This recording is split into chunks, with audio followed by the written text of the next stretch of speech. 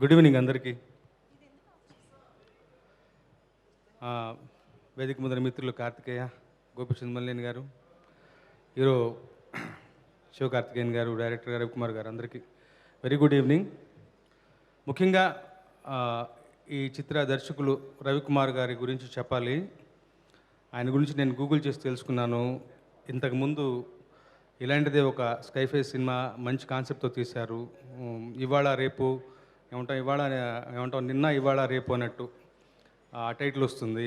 అలాగే ఈ సినిమా కూడా బాగా శ్రమ కోర్చి గత 3-4 సంవత్సరాలుగా ఈ సినిమాని తీస్తూ ఓపికగా ఇలా తీర్చిదిద్దారు. ఇలాంటి ఒక స్కైఫై జానర్లో సినిమాలు రావడం అనేది చాలా అరుదు. అలాంటి సినిమాలను ప్రోత్సహించినటువంటి హీరో శివకార్తికేయన్ గారు ముఖ్యంగా అభినందనీయులు. ఆయనకి శివకార్తికేయన్ గారికి ఒక స్పెషల్ ఆడియన్స్ ఉన్నారు. మనం చూసాం ప్రిన్స్ సినిమాతో పాటు. అలాగే తప్పకుండా ఇక్కడ తెలుగు ఆడియన్స్ కోసం కూడా ఆయన సినిమాలు చేస్తూ వీళ్ళని తృప్తిపరుస్తూ ఇలాగే మరిన్ని మంచి సినిమాలు తీయాలి. ఆ తర్వాత అడిషనల్ అట్రాక్షన్ ఈ సినిమాకి రెహమాన్ గారి మ్యూజిక్ అంటే ఎక్కడో అంచనాలు ఆకాశాన్ని అండుతూ ఉంటాయి. గొప్పగా ఉంది ఈ ఆల్బమ్. నేను ఒక 2 మంచి పాటలు రాశాను. వేరే లెవెల్ అన్న పాట చాలా ఇష్టమైన పాట. అలాగే ఐలా టైటిల్ సాంగ్ కూడా రాశాను. ఈ 2 పాటలు నాతో రాయించుకున్న రవికుమార్ గారికి థ్యాంక్స్, రెహమాన్ గారికి కృతజ్ఞతలు, శివకార్తికేయన్ గారికి.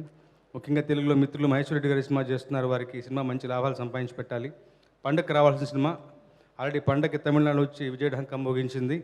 మనకున్న రష్ని హడావుడిని అనుసరించి డిలేడ్గా 26వ తారీఖున పెట్టుకున్నారు. సింగిల్ రిలీజ్గా వస్తుంది. మంచి లాభాలు సంపాదించి పెట్టాలి. ఈ సినిమా అంతకుమించి మంచి పేరు సంపాదించి పెట్టాలి.